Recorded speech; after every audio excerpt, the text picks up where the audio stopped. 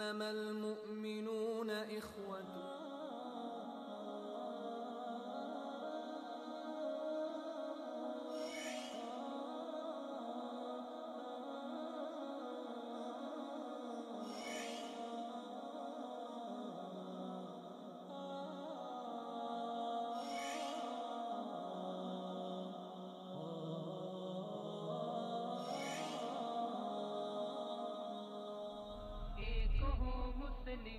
حرم کی پاسبانی کے لیے.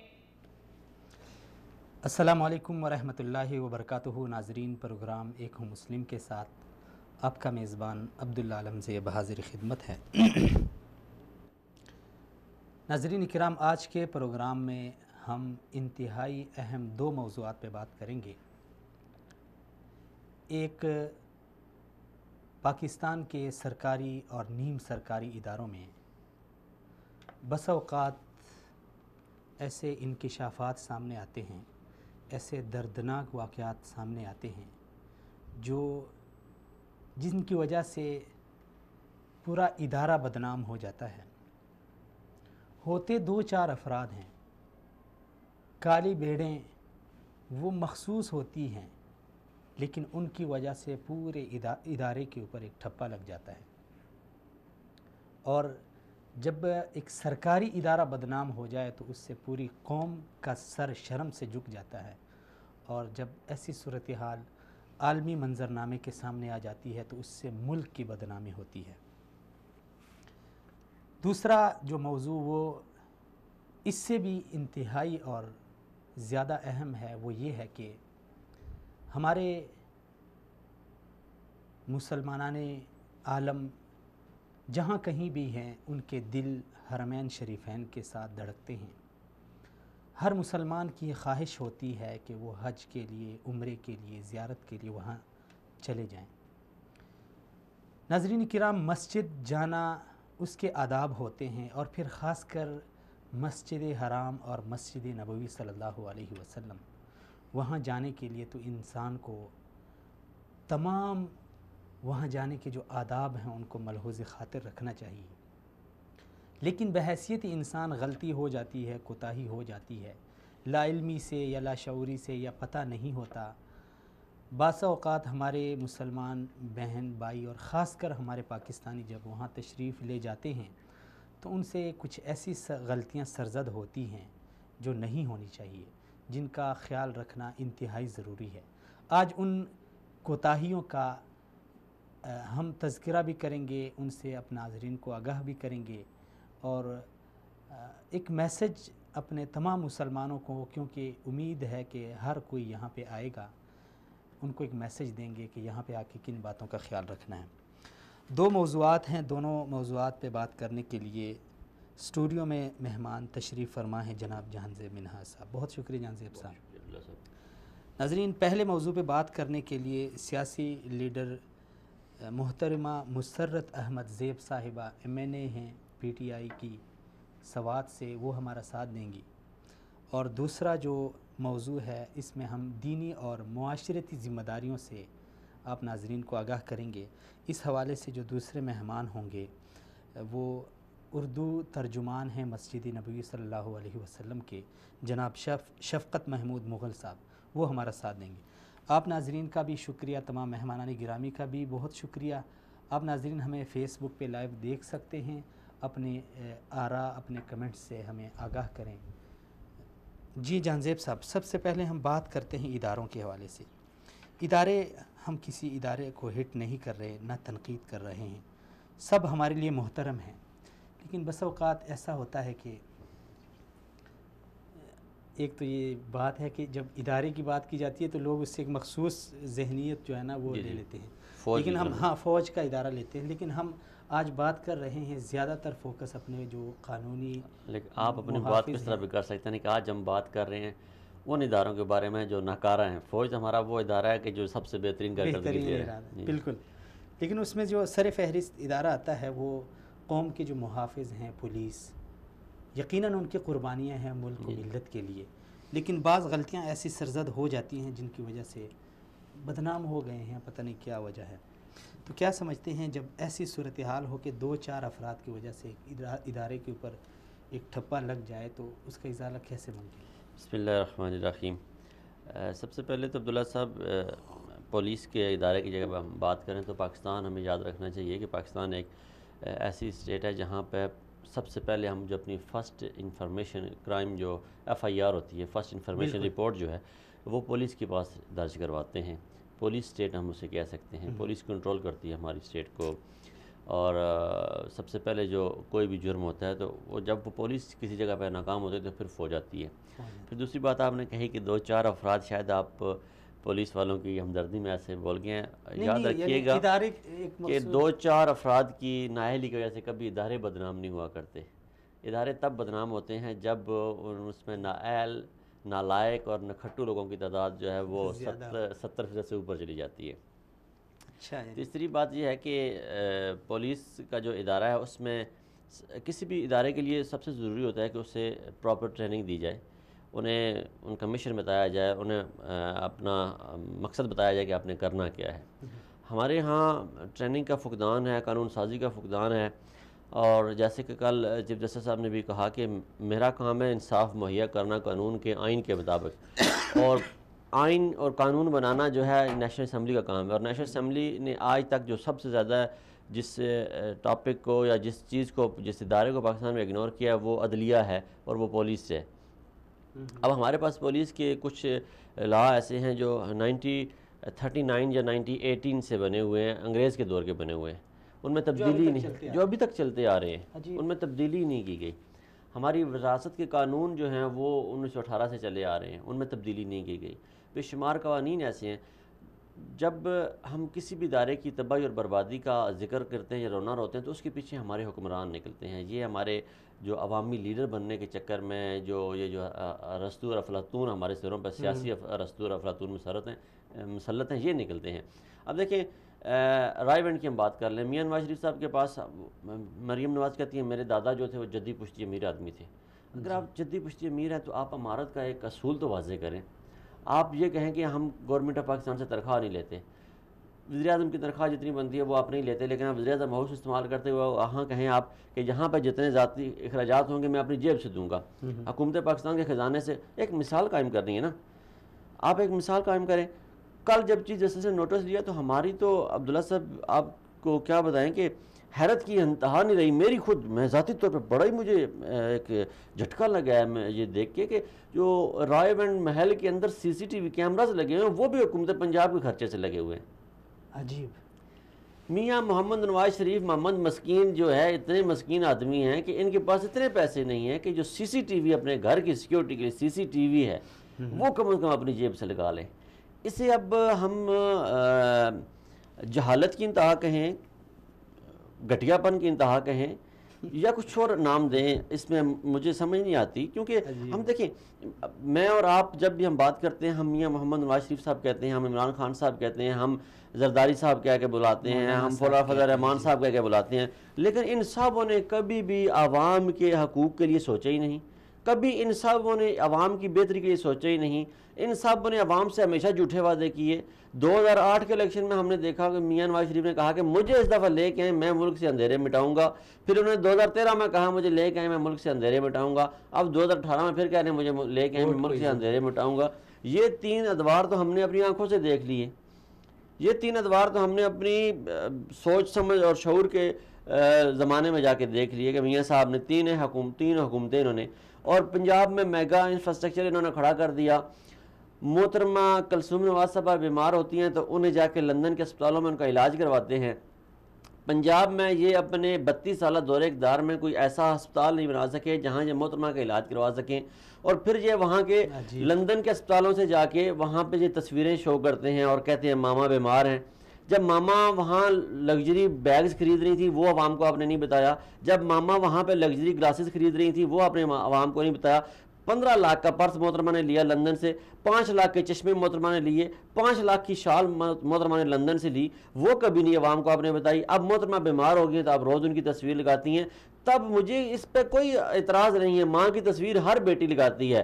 لیکن مجھے اعتراض اس بات پہ عبداللہ صاحب کہ ایک بادشاہ تھا، اس کے محل میں ایک شخص گیا ایک شہد کی بوتل لے کے، تو جب وہ محل کے اندر داخل ہوا تو بادشاہ نے اسے جب دیکھا تو اس نے کہا یار آپ کیا تحفہ لائے ہیں میرے لیے، میرے دل کی خواہش آپ نے پوری کر دی ہے. لیکن جو محل سے باہر نکلنے کا راستہ تھا، بادشاہ نے اپنے خصوصی نمائندے کو بلایا اور اس نے کہا کہ اس راستے سے نہیں لے کے جانا، اسے دوسرے راستے سے لے کے جانا. اس کی وجہ یہ تھی کہ جس راستے سے اسے باہر نکالنا تھا اس راستے پہ دونوں طرف تالاب بنے ہوئے تھے شہد کے، اور بادشاہ نے یہ کہا کہ یہ شاید اس کے ذہن میں یہ سوچ جائے کہ میں جو لایا ہوں بڑا حقیر سا تحفہ لایا ہوں. او خدا کے بندو، تم نے 32 سال میں کچھ کام نہیں کیا، لیکن جب اپنی ماں کی تصویریں تم لندن کے اسپتال میں لگاتے ہو تو پاکستان میں گلے کے کینسر سے مرنے والی 5 لاکھ ماؤں کے بچے تڑپ جاتے ہوں گے عبداللہ صاحب. اس وقت ان کی روح کانپ جاتی ہوگی کہ خدایا ہمارے پاس بھی پیسے ہوتے، ہم اپنی ماں کا علاج یہاں سے کرواتے. ہم بات کر رہے تھے پولیس کے نظام پہ، پولیس کا نظام انہوں نے بگاڑا ہے. پولیس کا نظام بالکل ایسے ہی ہے. جب 3000 سے زائد پولیس 3000 سے زائد نفری 3000 سے زائد نفری انہوں نے وہاں پہ لگائی ہوئی ہے اپنے رائے ونڈ محل کی سیکیورٹی کے لیے. ٹھیک ہے جی. اب اس کا ایک چھوٹا سا تناسب آپ یہ لے لیں کہ پچھلے سال 2017 میں دسمبر تک یہ رپورٹ آئی کہ 63,000 کیسز پنجاب میں پولیس کے خلاف آئے کہ پولیس ہماری ایف آئی آر نہیں کاٹ رہی. ایف آئی آر نہ کاٹنے کی وجہ جب آج میں نے اس پڑھنا شروع کیا تو اس میں یہ تھی کہ پولیس والے کہتے ہیں ہمارے پاس نفری نہیں ہے، ہم ایف آئی آر کاٹیں تو ہمارے اوپر پھر انکوائری ہوتی ہے اس ایف آئی آر کا بنا کیا ہے، اور ایس ایچ او سے پوچھا جاتا ہے کہ تمہارے علاقے میں کرائم کیوں زیادہ ہو رہے ہیں. یار مجھے یہ بتائیں کہ ایس ایچ او ایک جو ہے وہ ایڈمنسٹریٹر ہے کوئی جس نے علاقے کے امن و امان کو باہر رکھنا ہے. امن و امان کو تو باہر رکھنا حکومت کی ذمہ داری ہے. کس طرح ذمہ داری ہے؟ قوانین سخت کر دیں. قوانین آپ سخت کریں گے، ان قوانین کے ڈر سے کوئی کرائم نہیں کرے گا، جرم نہیں کرے گا، مجرم نہیں بنے گا. قوانین آپ جو ہیں ہمیشہ آسان سے آسان کرتے جاتے ہیں. قرضہ کوئی لیتا ہے بینک سے، امیر کا قرضہ معاف ہوتا ہے، غریب کی ساری جمع پونجی آپ نیلام کر دیتے ہیں. غریب سے کوئی جرم سرزد ہو جائے تو وہ 24 سال جیل میں پڑے رہتے ہیں اور پھر آخر میں بے گناہ نکلتے ہیں. کل چیف جسٹس نے کہا کہ میں نے 1954 کے کیس کا فیصلہ آج کیا، اپنی پیدائش سے پہلے کا کیس کا فیصلہ آج کیا. تو یہ اس ملک کی حالت جب اداروں کو تباہ کرنے پہ یہ لگے ہوئے ہیں. اب دیکھیں ان کی یہ ایک ذہنی سوچ ہے ہمارے حکمرانوں کی، یہ چاہتے ہیں کہ ہر ادارے میں ہمارا قبضہ ہو جائے. اب فوج کے ساتھ ہر بندے کو پتہ ہے نواز شریف صاحب فوج کے مخالف ہوئے ہیں. فوج کے خلاف فوج سے ان کی کیا مخالفت ہے؟ فوج ان کے ماتحت آ کے کام نہیں کرتی.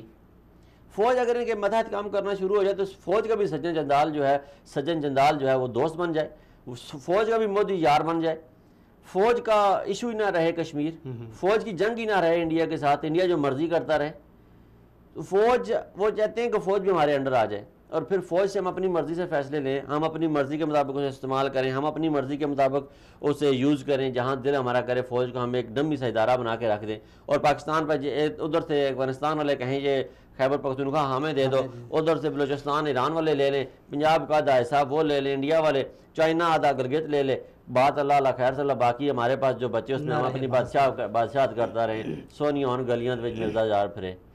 یہ جو پولیس کو سیاست کے لیے استعمال کیا جاتا ہے اس کے حوالے سے جو مثلاً ہمارے یعنی جو پاکستان کے جو صوبے ہیں ان کی پولیس کو اگر دیکھا جائے تو اس وقت کے پی کی پولیس جو ہے نا وہ غیر سیاسی بن گئی ہے، تو وہاں پہ عوام کو تھوڑا سا ریلیف بھی مل گیا ہے. اور دوسرے اگر ہم دیکھیں تو جہاں پہ جس پارٹی کی حکومت ہوتی ہے وہ پولیس کا رخ ادھر ہوتا ہے. اصل میں جب تک ادارے آزاد نہیں ہوں گے، اداروں ابھی دیکھیں نا ہمارے، میں آگے بات کر رہا ہوں کہ ایک فوج ہمارے پاس آزاد ادارہ ہے، دوسرا عدلیہ ہمارے پاس آزاد ادارہ ہے. عدلیہ کا قانون جب جوڈیشل کمیشن کے تحت ججز کا جو تعیناتی عمل میں آئی، اور یہ افتخار حسین چودھری کے دور میں ایک اچھا کام ہوا، اور فقط یہ ہوا کہ جوڈیشل کمیشن بن گیا، ججز کی تعیناتی وہ کرتا ہے. اب ججز کی تعیناتی جو ہے وہ نہ وزیر اعظم کے اختیار میں، نہ صدر کے اختیارات میں، وہ نہ فوج کے اختیارات میں، یہ آزاد ہو گئے. اب انہیں یہ ڈر نہیں ہے مجھے نواز شریف اتار دے گا. دیکھیں کیسے وہ بندہ اس نے ساروں کو سیدھا کیا ہوا ہے. اسی طرح خیبر پختونخوا کی پولیس ہے، وہاں آئی جی کیا ایس ایچ او کیا ایک پولیس سپاہی کو جو ہے وہ پتہ ہے کہ میرا یہ میں نے تبادلہ نہیں کروا سکتا. وہاں پہ بھی اس طرح ہم جیسے کہتے ہیں آزاد ہوگی، اس طرح آزاد نہیں ہوئی وہاں پہ پولیس، لیکن کافی فرق آیا ہے. جی پروگریس اچھی ہوئی ہے، اس کا جو رزلٹ ہے وہ اچھا ہوا ہے ان کی نسبت، پنجاب کی نسبت یا سندھ کی نسبت یا بلوچستان. آپ دیکھیں نا بلوچستان میں پولیس والے نے ایک ایم پی اے نے پولیس والے کو کچل دیا، جی بالکل. کچھ عرصہ جیل رہا, بری ہو گیا. بری کس نے کروایا؟ اپنے جو پولیس سے پیٹی بند بھائی تھے انہوں نے بری کروایا. انہوں نے ایف آئی آر میں دفعہ معمولی سے لگا دی ہوں گی اور وہ بری ہو گیا بیچارہ. وہ جو مر گیا وہ مر گیا, بات ختم. اسی طرح جب پولیس کو ایک آزاد ادارہ بنایا جائے. پھر دوسرا یہ ہے کہ ہماری پولیس کو میں یہ سمجھتا ہوں کہ سینٹرلائز کرنے کی بڑی اشد ضرورت ہے عبداللہ صاحب. پولیس کا جو نظام ہے اس کو پورے پاکستان میں سینٹرلائز کیا جائے. اسے جیسے ابھی یہ صوبوں کو دے دی گئی, یہ بہت انہوں نے غلط کیا ہے. پولیس کو سینٹرلائز کر کے ایک اس کا مرکز قائم کیا جائے تاکہ چاروں صوبوں کی پولیس کی کوارڈینیشن آپس میں رہے, اور انہیں یہ نہ ہو کہ یہ پنجاب پولیس ہے یا سندھ پولیس ہے یا کے پی پولیس ہے. یہ ان کی آپس میں کوارڈینیشن قائم رہے اور یہ ایک ادارہ بن کے رہیں. جیسے فوج ایک ادارہ ہے, 1 یونٹ ہو ان کی, آگے ان کے یونٹس ہوں, وہ سب ڈویژنل ہوں, اور پھر اس پہ ان کی بھی تعیناتی اسی طرح ایک ان کا کمیشن ہو اپنا, وہ تعینات کرتا جائے. جو سینئر افسر ہے وہ آگے آتا جائے. یہ جو ہے ایس ایچ او کے تبادلے ایم این اے کروا رہا ہے, ایم پی اے کروا رہا ہے, وہ سی پی او کو تبادلے میاں نواز شریف کر رہا ہے, حمزہ کر رہا ہے, ادھر سے اٹھا کے ادھر کر دیا, ادھر سے اٹھا کے ادھر کر دیا, ادھر سے اٹھا کے ادھر کر دیا. اس طرح پولیس تبدیل نہیں ہوگی اور اس طرح ادارے تبدیل نہیں ہوگے, اس طرح عوام کو ریلیف نہیں ملے گا. جب تک ہم عوام کو ریلیف نہیں دیں گے عبداللہ صاحب, تب تک یہ کوئی بھی حکومت, کوئی بھی ادارہ, کوئی بھی انسٹیٹیوٹ جو ہے وہ اپنی عملی شکل میں بحال نہیں ہو سکے گا. ہر ادارے کے قوانین بڑے اچھے بنے ہوئے ہیں. پولیس نے جیسے آپ نے شروع میں کہا کہ بہت زیادہ قربانیاں دی ہوئی ہیں پاکستان کے لیے, ہمیں ان پہ فخر ہے. لیکن بدقسمتی سے پولیس کا ادارہ جو ہے وہ جب بھی ذہن میں نام لیتے ہیں تو ایک کرپشن ہمارے ذہن میں آتی ہے, ایک بدنما سا چہرہ ہمارے ذہن میں آتا ہے, ایک بدکار شخص ہمارے ذہن میں آتا ہے پولیس افیسر کے نام سے. اور اس میں وہ ان کا کردار, پولیس کا بھی اپنا کردار ہے, اور ہمارے یہ سیاسی جو اثر و رسوخ والے لوگ ہیں ابھی یہ جو داغ لگا ہے, اور خاص کر ابھی چند دن قبل کچھ خواتین پولیس اہلکاروں نے جو اسلام آباد پولیس لائن میں کام کرتی ہیں, انہوں نے ایک خط چیف جسٹس کے نام انہوں نے سوشل میڈیا پہ جاری کیا ہے کہ پولیس کے ادارے میں ہماری عزت محفوظ نہیں ہے. دیکھیں جب پہلے کچھ بدنامی تھی, اب مزید اس طرح کا, اب اس کی حقیقت کیا ہے اب یہ تو اللہ بہتر جانتا ہے, لیکن وہ جو دبا تھا وہ زیادہ مضبوط ہوتا جا رہا ہے. جب کوئی بھی ادارہ عبداللہ صاحب یا کوئی بھی معاشرہ جو ہے وہ اغیار کے قوانین کو اپناتا ہے تو اس میں تبدیل ہوتے ہوتے وقت لگتا ہے. پاکستانی ہم گو کیا بڑے لبرل قسم کا ہماری ذہنیت ہو گئی ہے, ہم بڑے ایڈوانس ہو گئے ہیں, لیکن میں سمجھتا ہوں کہ ہم کچھ ابھی بھی حدود و قیود میں رہتے ہیں. پاکستانی نوجوان جو ہے وہ ایک معاشرتی نظام ہے ہمارا, اس میں قید, خاندانی نظام, اس میں قید ہوتا ہے, اور اس میں سے باہر نکلتے اسے دیر لگتی ہے. وہ اپنے ایریا میں کوئی جرم سرزد نہیں اس سے ہوتا, وہ اس خوف سے نہیں ہوتا. ملکی قوانین اتنے سخت نہیں ہیں, وہ اس ڈر سے نہیں کرتا میرا کوئی چاچا نہ دیکھ لے, میرا کوئی ماما نہ دیکھ لے, میں معاشرتی اقدار اس کو روک لیتے ہیں. اب یہ بات میں نے اس لیے کی کہ ہم نے اٹھا کے انگریز کا قوانین اپنے ہاں لے آئے, اور ہم نے کہا کہ ہم عورت کو برابری کے حقوق دیتے ہیں. جب ہم عورت کو برابری کے حقوق دے رہے ہیں تو میں سمجھو پھر ہمیں قوانین میں بھی اسی تیزی سے تبدیلیاں کرنی چاہیے. جب امریکہ یا یورپ میں ریپ کیس جاتا ہے عدالت میں جج کے پاس, تو اس میں ایک جج کے پاس ایک قوانین, اس میں یہ شک بھی ہوتی ہے کہ آر یو سیٹسفائیڈ, کہ تم اس سے مطمئن ہو, لڑکی سے پوچھا جاتا ہے. یعنی یہ جو کیس ریپ کا تمہارے اگینسٹ فائل ہوا ہے, کیا تم اس سے سیٹسفائیڈ ہو, یا تمہاری اس میں مرضی شامل تھی, یا تمہاری اس نے تمہارے ساتھ یہ ریپ کیسے کیا, تمہیں اکسایا, تمہارے ساتھ زبردستی کی, تمہیں باندھا, یا بس تمہارے ساتھ اس نے ہراسمنٹ کر لی اور یا اپنی جنسی تسکین سے پوری کر لی. اس میں مختلف مراحل ہیں, اب ان میں مختلف سزا ہوتی ہے.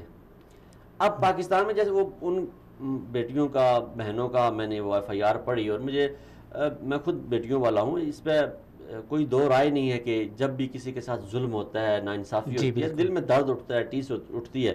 لیکن اب ان میں آپ نے جو الفاظ کا چنا وہ آپ نے دیکھا ہے کہ وہ مسرت صاحبہ کو. جی ضرور. السلام علیکم ورحمۃ اللہ. وعلیکم السلام. مسرت صاحبہ بہت شکریہ, سلامت رہیں, آپ نے ٹائم دیا.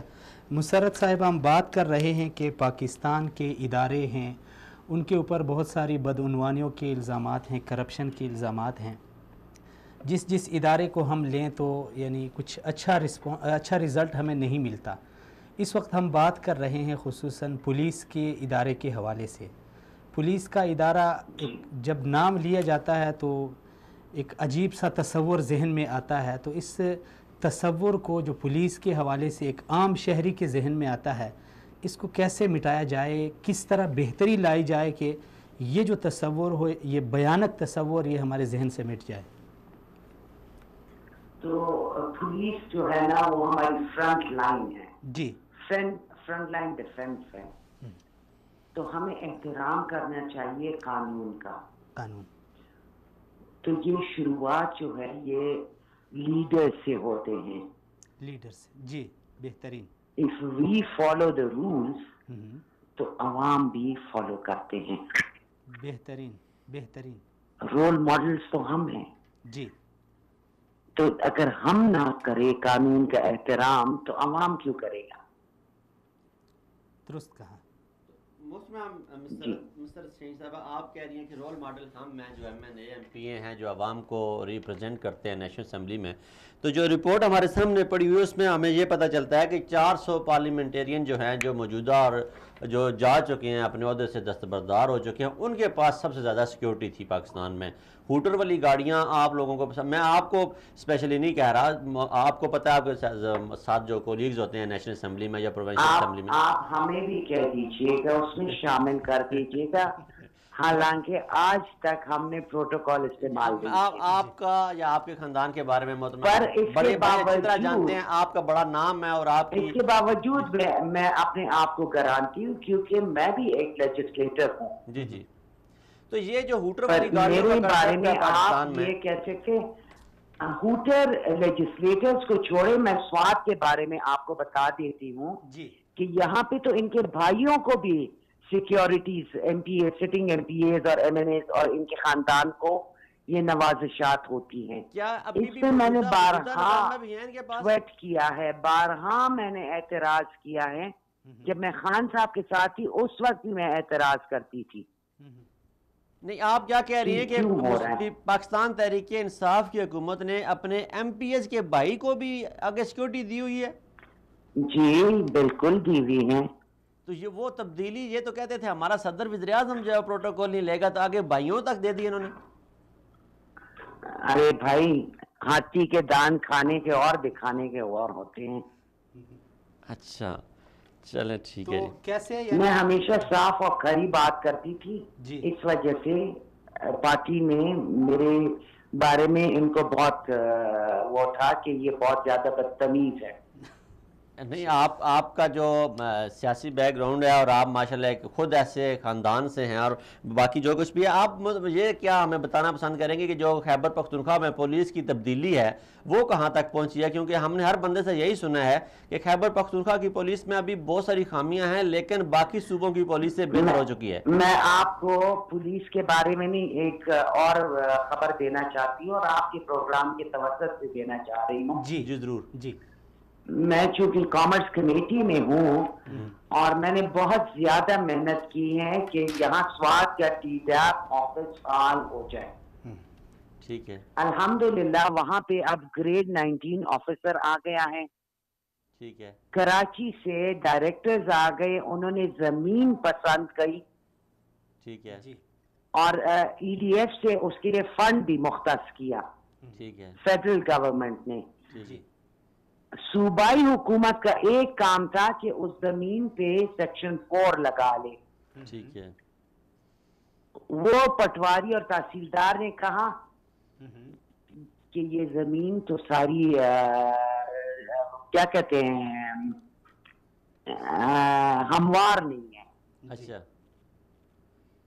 تو اس کے بارے میں آپ ہمیں بتائیں. میں تو رشوت نہیں دیتی. ٹھیک ہے. I don't believe in رشوت. ٹھیک ہے.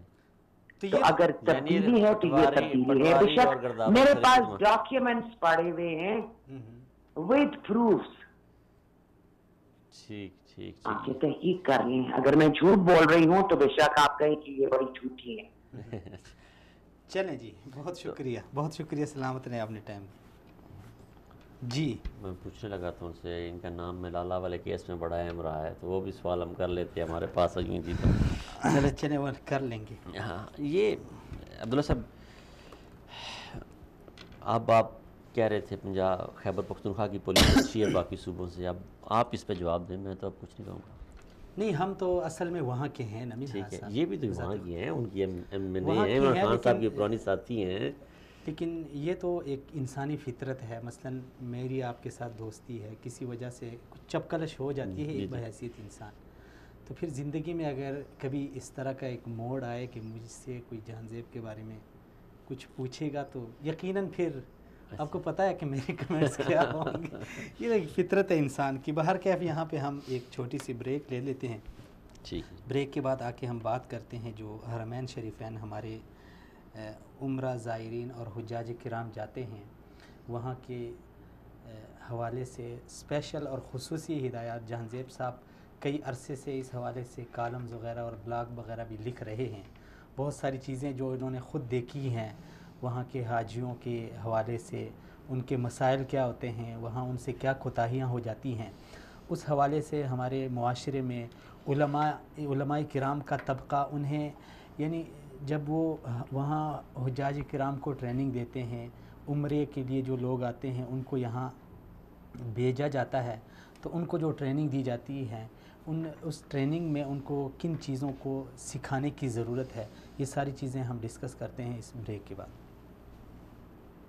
انما المؤمنون اخوة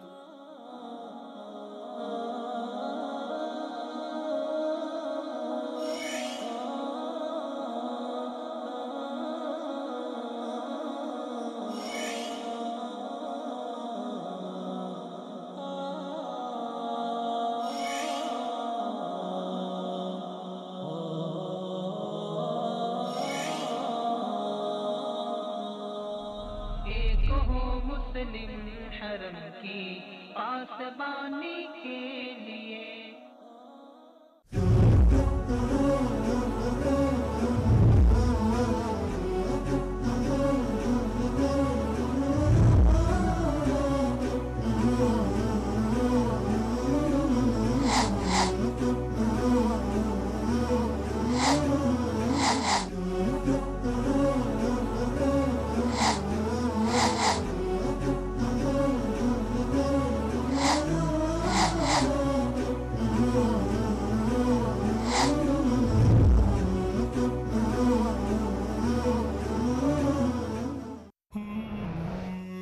قرآن کی بہار، علم کے انوار، سنت کی چھنکار، لسان اردو۔ قرآن حیات انسان ہے، قرآن ہمارا کفر کی تاریکی سے اسلام کی روشنی تک کا سفر۔ انسان ہے قرآن کتابی ہدایت کے ذریعے راہ راست پر آنے والوں کی داستان، سنیے ان کی اپنی زبان سے۔ اس وقت میں نے محسوس کیا کہ کلمہ سچ ہے اور وہ صرف کلمات کا نام نہیں ہے۔ قرآن ہمارا رہبر ہے۔ سورۃ البقرہ کو مسلسل پڑھنے کے بعد پھر میں نے یہ بات محسوس کی کہ قرآن پاک کچھ اور حقائق پر بھی مشتمل ہے، سبحان اللہ۔ اور پھر میں نے قرآن پاک کے معانی کو گہرائی کے ساتھ سمجھنا شروع کیا۔ کیا شان یہ رب نے، بہت جلد آ رہا ہے قرآن میری ہدایت کا ذریعہ، قرآن ہے صرف وصال اردو پر۔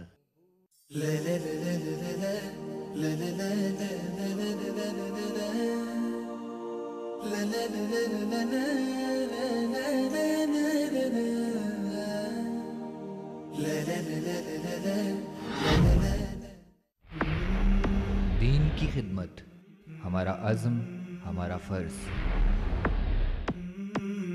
سچ سامنے لانا ہمارا مقصد، ہمارا جذبہ۔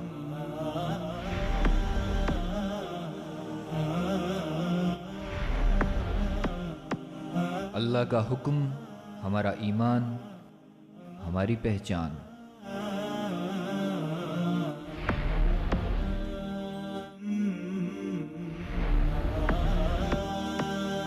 نبی کی سنت ہماری رہنمائی، ہماری سچائی، وصال اردو، سچ کا چہرہ۔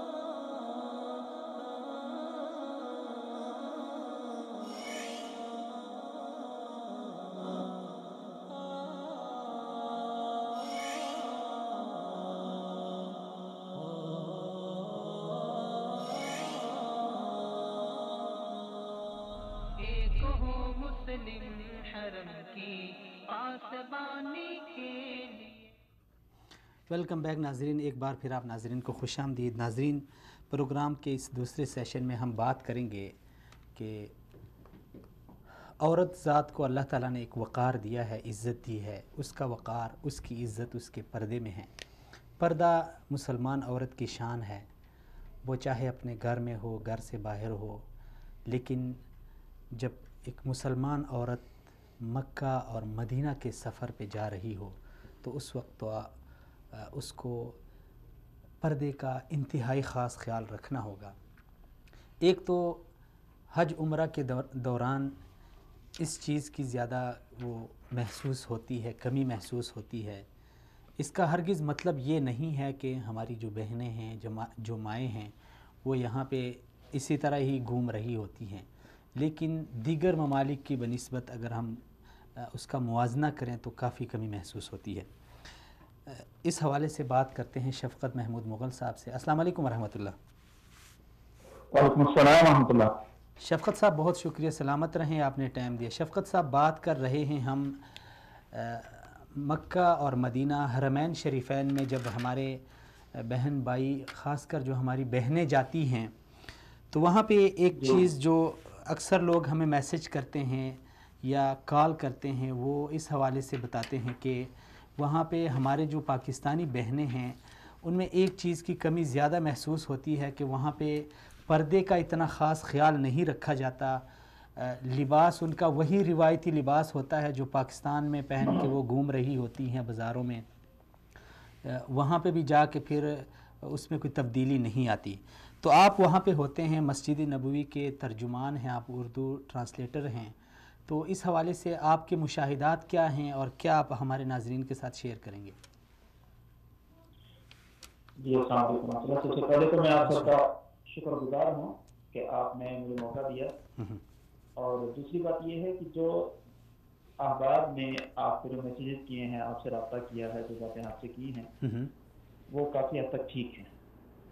بہت سی خواتین پردے کا اہتمام کرتی ہیں، اور لیکن افسوس سے کہنا پڑتا ہے کہ ایک بڑی تعداد جس کو ہم آنکھوں سے اوجھل نہیں کر سکتے، جس میں اصلاح کے پہلو بہت زیادہ موجود ہیں، ایسی تعداد ہے جن کا لباس مناسب نہیں ہوتا. اصل میں میں سمجھتا ہوں کہ کچھ لوگوں نے پردے کا مطلب یہ سمجھا ہے کہ جو آپ کی سکن ہے، آپ کی جو جلد ہے، اس کے اوپر کپڑا ہوگا. اب وہ کپڑا چاہے شفاف ہو، وہ ٹائٹ ہو، وہ لام کا ہو اور پسینے کی وجہ سے بھیگ چکا ہو، اس کی جانب ان کا بالکل بھی خیال نہیں جاتا. تو اگر صحیح فہم ان کو پہنچایا جائے، لوگوں کو بتلایا جائے کہ پردے کا مطلب کیا ہے، کہ پردے کا مطلب صرف اپنی جلد کو ڈھک دینا پردہ نہیں ہے، بلکہ اپنی زینت کو چھپانا پردہ ہے، تو معاملات کافی آسان ہو جائیں گے. کیونکہ اللہ تبارک و تعالیٰ کا فرمان ہے الا لبعولتہن، کہ اپنی زینت صرف اپنے خامدوں کو ہی دکھائیں. باقی دیگر رشتہ داروں کا بھی ذکر کیا اللہ تعالیٰ نے. یہاں اللہ تبارک تعالیٰ نے زینت کا ذکر کیا ہے، جلد کا، جسم کا یہ لفظ استعمال نہیں کیا. یہ جو لفظ ہے زینت، اس میں انسان کی جو تخلیقی زینت ہے، جسمانی زینت ہے، وہ تو ہے ہی ہے. اس کے ساتھ ساتھ وہ تمام زینت بھی شامل ہیں جو مصنوعی ہوتی ہیں. مثلا زیور ہے، آپ کا خوبصورت لباس ہے، یہ بھی زینت میں شامل ہوتا ہے. اور اسی وجہ سے بہت سی خواتین جو اوپر عبایا یا برقع یا کوئی اور اوڑھنی وغیرہ بھی لیتی ہیں، وہ بجائے اس کے کہ پردے کے زینت میں آئے، زینت کو چھپانے کا باعث بنے، وہ بذات خود زینت ہوتی ہے. شفقت صاحب، جو کہ شریعت میں منع ہے کہ اس لباس کو، ایسی چادر کو، ایسے عبائے کو آپ مت پہنیں، کیونکہ اللہ تبارک تعالیٰ نے فرمایا وَلَا يُبْدِينَ زِينَتَهُنَّ، کہ اپنی زینت کو عیاں مت کریں. شفقت صاحب، اگر لوگوں تک صحیح فہم پہنچے تو امید ہے کہ یہ جو ایک منفی پہلو ہے، ایک جو نامناسب معاملہ ہے، اس کے کم کرنے میں ذرا مدد ملے گی. ٹھیک ہے. بس میں یہی پتہ کرنا چاہ رہا تھا آپ سے کہ آپ وہاں پہ موجود ہوتے ہیں اور آپ کیا سمجھتے ہیں کہ اس کا تدارک کیسے ممکن ہے؟ دیکھیں، ایک تو فہم کہ یہاں پر ہمارے یہاں اس وقت مغرب کی اذان ہو رہی ہے، تو میں چاہوں گا کہ 5 منٹ کے بعد دوبارہ رابطہ کریں. چلیں جی، بہت شکریہ. جی جانزیب صاحب، آپ کے بھی مشاہدات ہیں، کیونکہ شفقت صاحب وہاں ہوتے ہیں تو آپ بھی جاتے رہتے ہیں، تو کیا مشاہدات ہیں؟ آپ نے کالم لکھا پاکستانی حاجی اور خالی بوتلیں، حرمین شریفین اور پاکستانی خواتین. تو ظاہر بات ہے آپ نے کچھ دیکھا ہوگا، کچھ مشاہدہ کیا ہوگا، تبھی ہی آپ نے اس کو قلم. عبداللہ صاحب، پچھلے دنوں ہم نے ایک دیکھی ویڈیو پاکستانی معاشرے میں یا پاکستانی سوشل میڈیا میں یا پاکستانی ٹیلی ویژن چینل نے بھی دکھائی کہ ہمارے وزیر اعظم صاحب کو نیو یارک ایئرپورٹ پہ ننگا کیا گیا یا ان کی تلاشی لی گئی. تو ہم نے بڑا احتجاج کیا اس پہ. احتجاج کرنے کی ایک وجہ تھی کہ وہ ہمارا پاکستان کا وزیر اعظم ہے، اس کے پاس ایک پورٹ فولیو ہے پاکستان کا اور وہ پاکستانی ہے. اس پہ ہم نے احتجاج کیا. اب پاکستانی جب بھی کسی ملک سے باہر، اپنے ملک سے باہر جاتا ہے تو وہ پاکستان کا سفیر ہے. ہر پاکستانی بہترین. حرمین شریفین میں اللہ نے کا یہ، اللہ کے گھر کا یہ معجزہ ہے کہ اس میں ایک ہی وقت میں پوری دنیا کا کوئی شہر، کوئی قریہ، کوئی گلی، کوئی محلہ ایسا نہیں ہوتا کہ جہاں وہاں پہ شخص موجود نہ ہو. اس کا فرد موجود. سب سے بہترین جو آپ نمائندگی کرتے ہیں اپنے ملک کی، وہ حرمین شریفین میں کرتے ہیں. اب پاکستانی، سب سے پہلے تو پاکستانیوں کا جو ہے تعلیم کا فقدان بہت زیادہ ہے. جماعت کھڑی ہوتی ہے، ہماری مائیں بہنیں اپنے سجدے دے رہی ہوتی ہیں جماعت کے ساتھ نماز ادا کرنی انہیں نہیں آتی. عجیب. حرمین کے امام کے ساتھ یہ بیچاری نماز ادا نہیں کر سکتی, انہیں پتہ ہی نہیں ہے. وہاں آگے امام سے جماعت کرا رہے ہوتے ہیں, صف میں کھڑی ہوتی ہیں, امام صاحب سجدے میں گئے ہوتے ہیں, یہ رکوع میں ہوتی ہیں, امام صاحب رکوع میں ہوتے ہیں, یہ سجدے میں ہوتی ہیں, امام صاحب قیام میں ہوتے ہیں, یہ اتحیات بیٹھ کے سلام پھیر کے اگلی 2 رکعتیں اور نیت لیتی ہیں. انہیں پتہ ہی کوئی نہیں ہے کہ نماز کس طرح پڑھنی ہے. یہ ایک سب سے بڑا المیہ ہے. وہاں سے آنے سے پہلے کم از کم یہ پتہ کر کے آئیں نماز کیسے ادا کرنی ہے. دوسرا پھر اس کے بارے میں معلومات دینی چاہیے ان کو کہ آپ جب ہوٹل سے نکلیں آپ دیکھیں کس گیٹ سے انہوں نے اس گیٹ کا نمبر یاد رکھیں, اپنے ہوٹل کا کارڈ اپنے پاس رکھیں. بڑے بڑے پڑھے لکھے لوگ مکہ مکرمہ اور مدینہ المنورہ میں ایسے ملے عبداللہ صاحب کے پڑھے لکھے لوگ, ان پوچھتے ہیں ہم گم ہو گئے ہیں بھائی, ہوٹل کا راستہ بتا دیں. ہوٹل کون سا ہے آپ کا؟ کوئی پتہ نہیں. اب آپ کو پتہ ہے, آپ کو بھی اللہ نے زیارت نصیب فرمائی, مکہ مکرمہ اور مدینہ المنورہ میں بے شمار ہوٹل ہیں اور ایک نام سے کئی 4 ہوٹل ہیں. اب کیسے بندہ سرچ کرے؟ اب پاکستانیوں نے پھر ایک رکھا ہوا کبوتر چوک, وہ عربیوں سے بھی پوچھ رہے تھے کبوتر چوک, پنجابیوں سے بھی پوچھ رہے ہیں کبوتر چوک, سندھیوں سے بھی پوچھ رہے ہیں کبوتر چوک. حالانکہ اس طرح کی کوئی چیز ہے ہی نہیں ہمارے. یہ چیزیں وہاں تو ایک عمرے کا طریقہ بتایا جائے, پھر عمرے کا طریقہ کوئی نہیں پتا. تو یہ تو ہم ان بیچاروں کو یہ چیزیں اگر انہیں بتائی جائیں تو پھر وہ مان کے آتے ہیں. یہ تو ہمارے معاشرے میں جو علماء کرام, لیکن معاشرے میں ہمیں کم از کم ایک فیشن بنانے سے پہلے عمرے کا طریقہ. اب میں نے دیکھا ہے جون جولائی کی گرمی میں مدینہ المنورہ میں نے دیکھا ہے ایک بندہ پاؤں سے ننگے پہنچ جا رہا تھا. شدید گرمی ہے, وہ پتا 55 ٹیمپریچر ہوتا ہے, 50 ٹیمپریچر میں بندہ ایک پاؤں سے ننگا چل رہا تھا. میرے سے پوچھا کیا وجہ؟ کہتا ہے یار شہر نبی میں جوتے نہیں پہنتا. میرے پوچھنے کی وجہ آپ پوچھیں, مجھے پہلے ہی پتا تھا یہ اس وجہ سے عقیدت کی وجہ سے یہ چل رہا ہے ننگا. اس نے ہاتھ میں سگریٹ لگایا ہوا تھا. میں نے اس شخص سے پوچھا, میں نے کہا اگر آپ پاؤں سے ننگے چل رہے ہیں, اپنے پاؤں کو آپ تکلیف دے رہے ہیں اور مدینہ المنورہ کی معطر فضاؤں کو آپ یہ آلودہ کر رہے ہیں, اس پہ آپ کو شرم نہیں آتی؟ آپ یہ چاہتے ہیں کہ مدینہ کی زمین پہ میرے پاؤں میں جوتی کے ساتھ نہ پڑے. یہ میں آپ کی عقیدت کو سلام پیش کرتا ہوں. اور اس ٹیمپریچر میں جب آپ خالی باہر نکلے, جسم جل رہا ہوتا ہے, اس ٹیمپریچر میں آپ جوتی نہیں پہن رہے, مدینہ کے تقدس اور احترام کی خاطر 100 بار آپ کو سلام پیش کیا. بھائی آپ کی عقیدت کے آگے کوئی سوال ہی نہیں ہے, نہیں کر سکتے. یہ انسان کا اور اللہ کا معاملہ ہے اور اس کا عشق کا معاملہ ہے. لیکن یہ کیسا عشق ہے کہ آپ ایک طرف تو پاؤں کو جلا رہے ہیں, دوسری طرف آپ نے سگریٹ بھی سلگایا ہوا ہے, فضا کو مدینہ منورہ کی معطر فضاؤں کو آپ جو ہیں آلودہ کر رہے ہیں. پھر حرم کے تقدس کا ہمیں نہیں پتا. نماز پڑھی, سلام پھیرا, فوری طور پہ موبائل نکالا اور ویڈیو کال کی.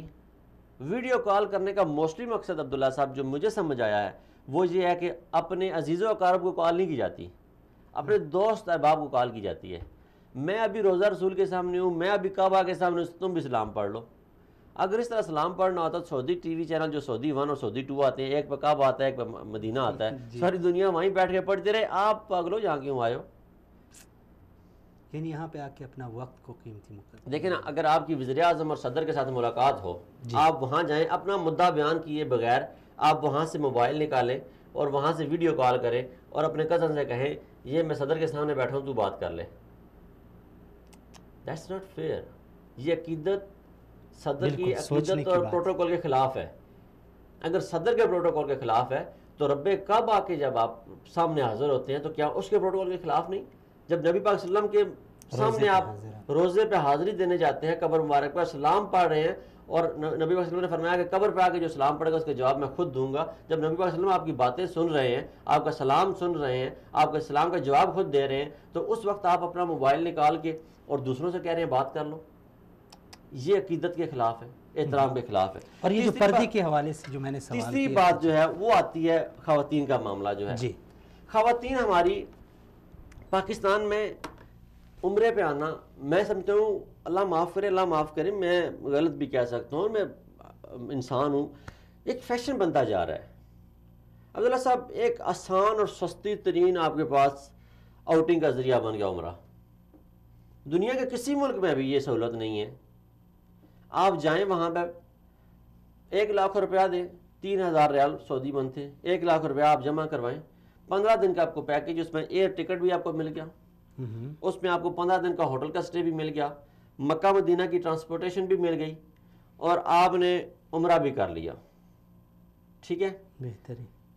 بچوں کو گرمیوں کی چھٹیاں ہوئیں, लाख रुपए जमा करवाया माँ बाप ने, 2 लाख रुपए जमा कराया। 2 लाख रुपए की आजकल कोई वैल्यू नहीं है पाकिस्तान में, 114 रुपए का डॉलर है। 2 लाख रुपए जमा करवाए, आए सेल्फियाँ चलियाँ बनाई, तस्वीरें बनाई। बेशुमार लोग ऐसे 2 महीने बाद फिर आ जाते हैं। लाख रुपए की वैल्यू कोई नहीं है ना। बेशुमार लोग ऐसे 2 महीने बाद फिर आ जाते हैं। अब सऊदी हुकूमत ने 80,000 रुपये टैक्स लगा दिया है, वो टैक्स दे के फिर भी आ जाते हैं। एक तो होगी अकीदत, कोई शक नहीं, कोई कंप्रोमाइज़ नहीं, कोई उस पर हम एक्सप्लेन नहीं कर सकते। एक बंदे की इस्तात है वो हर रोज़ आए, हर जुम्मे वाले दिन आए। मेरे 1-2 दोस्त हैं, मैं उनको जानता हूँ, वो महीने में 1-2 जुम्मे आते हैं मस्जिद नबी में पढ़ने के लिए पाकिस्तान से। माशाअल्लाह। उनका कारोबार है, लेदर का कारोबार है, लेकिन मैंने उनका नोट किया वो ना सेल्फी बनाते हैं ना तस्वीर बनाते हैं। बेशुमार दफ़ा ऐसे होते हैं मुझे नहीं बताते, जाते हैं वहाँ से वापस आ जाते हैं, कोई बताया नहीं, पता चला जी जुम्मे वाले दिन पता किया कि सर मक्का गए हुए जी, मदीना गए हुए हैं जी। अब एक बंदे की इस्तात है, वो जाता है, ठीक है, उसका रब का मामला है। और एक बंदा है वो आता है, हर बार ही आता है, उसने फिर अब एक और कारोबार, यहाँ से उम्रे के लिए आते हैं। अब खजूरें, यहाँ से खजूरों का बिज़नेस शुरू कर दिया, ठीक है आप कर सकते हैं, तिजारत है आपकी, आप तिजारत करें भाई, हमें कोई शक नहीं, इस पर कोई एतराज़ नहीं है। लेकिन कम अज़ कम आप उन आदाब का ख्याल रखें, हरमैन के तकद्दस का ख्याल रखें। फिर उसके बाद हमारी माएँ, बहनें और बेटियाँ आ गई। जैसा कि अभी बात की थी हमारे दोस्त ने, शफ़क़त रहमान साहब ने, कि औरतों के लिबास के मामले में जो है वो काफ़ी हद तक कोताही है। चुस्त लिबास उन्होंने पहना होता है, उनके लिबास, ये लाजमी नहीं है आपने अबाया पहना हो तो अबाया आपके पर्दे को प्रेजेंट कर रहा हो। आप ये भी हो सकता है बड़ी सी चादर ओढ़ लें, और वो बड़ी सी चादर वाली मोहतरमा का जो है पर्दे का अंदाज़ अबाए में लिपटी औरत से ज़्यादा अच्छा होता है बाज़ दफ़ा। ठीक है, हम जानते हैं, आप भी जानते हैं, अल्लाह का दीन हमसे क्या मुतालबा करता है हर शख्स जानता है। अनजान बनने की कोशिश करे तो उसकी अपनी मर्जी। पाकिस्तानी औरतें आती हैं, हमारे गांव की औरतें आती हैं, बेचारी उन्हें पता ही कोई नहीं होता, गर्मी शदीद लगती है, दुपट्टे गले में पड़े होते हैं। 80 साल की 70 साल की माएँ आती हैं, बाल उनके खुले होते हैं, वो सीना अपना कवर ही नहीं करती, उन्हें इस बात का कंसेप्ट ही कोई नहीं, बाजू यहाँ चढ़ाए होते हैं, पीछे बाजू चढ़ाए होते हैं, और जो गर्मी, और वो लान के वो कपड़ा है, पता नहीं क्या उसका नाम है, काटन और लान सा मिक्स है, वो पहना होता है। फिर वो जो जमजम के वो बाहर पानी पड़े, कूलर लगे होते हैं, वो जमजम के भी नहीं होते हैं, आम पानी, सबील के पानी, जो ठंडे पानी लगे होते हैं, उससे गुस्ल कर रही होती है, अपने दाग धो रही होती हैं। अल्लाह माफ़ करे, हमसे बेहतर हैं वो, ये सोचती हैं कि हम अपने आप को साफ़ करें, लेकिन उस सफाई में जब वो उनका जिस्म वो उरियाँ हो रहा होता है, ये बहुत ही इंतहाई शर्मिंदगी का सामना करना पड़ता है बसीते पाकिस्तानी हरमैन के सहन में खड़े हुए, कि जब हमारी माएँ, बहनें, बेटियाँ, वो हमारी माएँ हैं, हमारी बहनें हैं, हमारी बेटियाँ हैं, हमें दुख होता है इस बात पे कि जब वो हरम के सहन में खड़े होकर नंगी हो जाती हैं। हमें पता है हमारा लिबास, वो तो वो कपड़ा ऐसा है कि वैसे ही पहने अब्दुल्ला साहब, उस पर बंदे का जिस्म यहाँ हो रहा होता है, तो ऊपर से हम इस हालत में हैं कि हों कि वो सारा जिस्म उसमें ऊपर पानी डाल रहे हैं।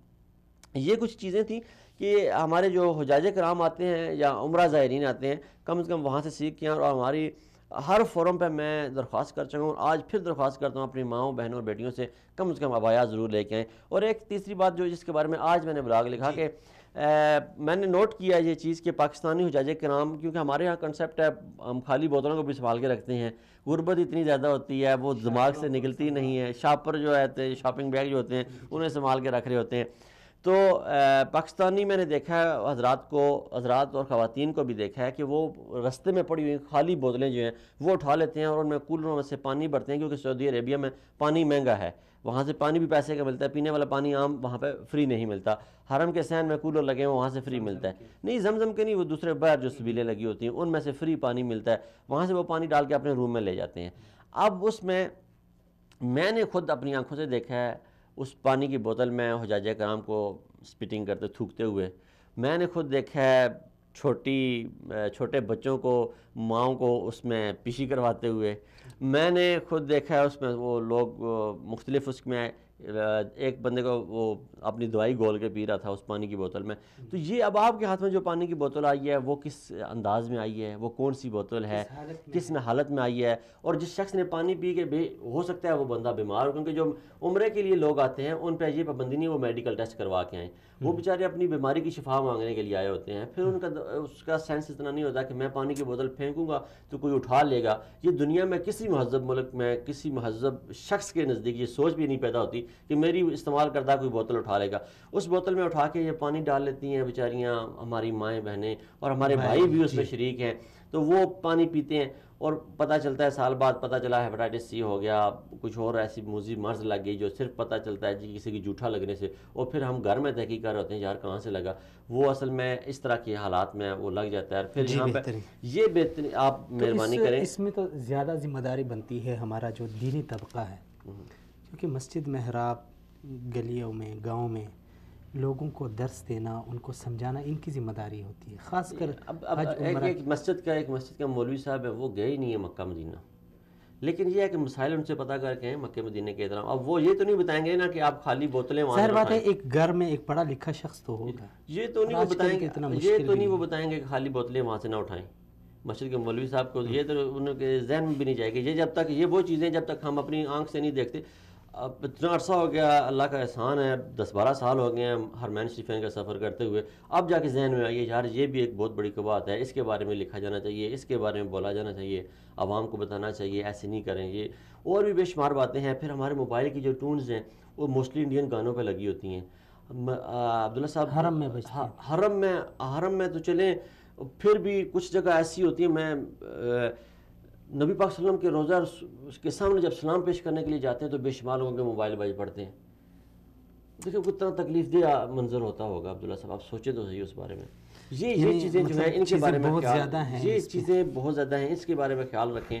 اور پھر حجاج کرام آتے ہیں مکہ اور مدینہ میں, مختلف زیارات پہ نکل جاتے ہیں, حرمین کی نماز چھوڑ جاتے ہیں, وادی جن مدینہ میں جاتے ہیں, وادی جن لازمی جانا ہے جی, اور پیچھے مغرب اور عصر آپ کی نماز چلی گئی. یہ چیزیں پھر تاریخی مقامات میں نکل گئے. جو نماز ہے مدینہ میں تو صرف نماز ہی نماز ہے نا جی, عقیدت اور نماز ہے. عقیدت ہم یہ کرتے ہیں جوتے اتار کے 50 ڈگری میں سگریٹ پی رہے ہوتے ہیں, نمازیں ہم جو ہیں وہ پتہ چلتا ہے جی خیبر گئے ہوئے ہیں, بدر گئے ہوئے ہیں, وادی جن گئے ہوئے ہیں, نمازیں پیچھے وہ ختم ہو رہی ہیں. تو یہ جو چیزیں ہیں ان کے بارے میں معلومات لے کے آئیں, پوری تحقیقات کر کے آئیں, اور خیال رکھیں کہ مکہ اور مدینہ میں حضرات گرامی جب آپ آتے ہیں تو اس کے تقدس کا خیال رکھا جائے. اور روضہ رسول کے سامنے سے جب گزرتے ہیں تو کم از کم روضہ رسول کے جس طرف سے مرد حضرات سلام پڑھنے کے لیے جاتے ہیں اس پہ وہاں پہ ایک اوپر آیت لکھی ہوئی ہے جس کا ترجمہ یہ ہے کہ اے ایمان والو, جب آپ اپنی آوازیں نبی کی آواز کے سامنے دھیمی رکھو, یہ نہ ہو کہ تمہارے سارے اعمال ضبط کر لیے جائیں اور تمہیں علم تک نہ ہو. یہ اتنی سخت وعید ہے. اور پھر ہم نے دیکھا کہ وہاں پہ لوگ موبائل نکال کے تو کہہ رہے ہوتے ہیں کسی سے کہ آپ بات کر لیں جی ہم روضہ رسول کے سامنے جا رہے ہیں. تو سیدنا عمر فاروق کے بارے میں یہ ہے کہ وہ جب مسجد نبی میں بیٹھے ہوئے تھے اور ایک دفعہ انہوں نے کسی صحابی سے بات کرنی تھی, تو انہوں نے آواز دینے کے لیے وہ آواز نہیں دی, انہوں نے ایک کنکر اٹھائی اور انہوں نے اٹھا کے اشارتاً اس صحابی کو ان کی طرف پھینکی, اور انہوں نے جب ان کے پاس آواز گئی تو انہوں نے پیچھے مڑ کے دیکھا اور وہ دو صحابی آپس میں باتیں کر رہے تھے. سیدنا عمر فاروق کے پاس آئے, انہوں نے اشارہ کیا کہ خاموش ہو جائیں.